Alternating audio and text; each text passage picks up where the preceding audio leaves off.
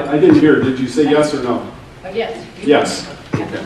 Okay, you alluded to the fact before that you had talked to some legislators that you said that when folks took their relatives, I'm a guardian for my daughter, out of the Northern Center. We took her out of the center. I think she was the second one out.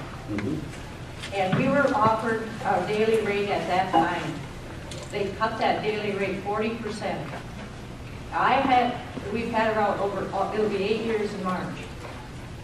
I went to a meeting with them, the same social worker that was working for Chippewa County at the time, made the daily rate for us, helped me with the budget and everything. When we went to the meeting a week ago last Friday, I said to her, Nancy, I said, you promised me that that rate wouldn't go any lower than that amount. And she said, things change. That was her answer to me. Okay, so now we've got our staff hired for the last 8 years. Most of my ladies are former Northern Center employees. And they've taken care of our daughter at the Northern Center. And they take care of her now. And so now what am I supposed to do? Boot them all out the door? Because things change. So you're facing a large rate cut. It sounds like 40%. A 40% rate cut. I would consider. And I wasn't getting them 400 that you said that people got offered. I was never offered 400. I'll tell you that right. Yeah. The early years, the rates were a lot lower. They went up over time.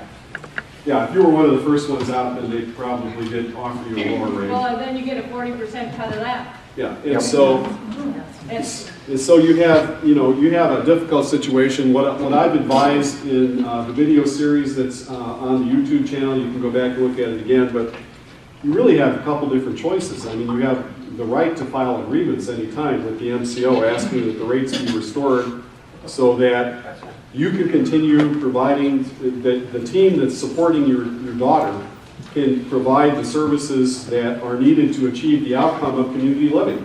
You can file a grievance.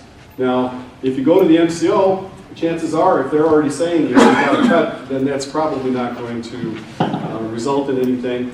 But if they did refuse, then you could appeal your grievance. Now, the other thing to do is to ask for a full care management team meeting and talk about the consequences of what that rate cut looks like. So you've got providers there. If you were to take a 40% rate cut, what would that mean? How would your daughter's care plan change? Would it change in a way that would significantly affect her outcomes? I would think a 40% rate cut is pretty significant. And that changes then, if you don't agree with the changes that would result from that rate cut, then I believe that that is appealable as well. So just tell me, I'd like to say, so what do I do? Write a letter of appeal to that? You've got one of the clearest situations I can imagine. So you ought to talk to either one of the advocates that I told you about, call me, call one of us and talk about this, because you're case managing a program that's worked and it's being cut, right? And that's as clear as can be. You know, maybe in a particular REM house, yeah, maybe if we move this around, change the budget on that, you know, maybe they can take a little bit of a cut, but that's just ridiculous. And in fact, I think it would be helpful if you had some representation. You've got the resources, you've got access to Mr. Pladel, you've got access to Disability Rights Wisconsin, their ombudsman program. You need to be talking to somebody pretty soon. Rob? We were cut in half. Now, there isn't a matter of having less services.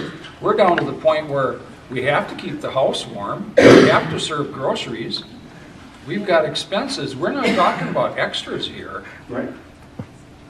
They don't believe that, though, you know.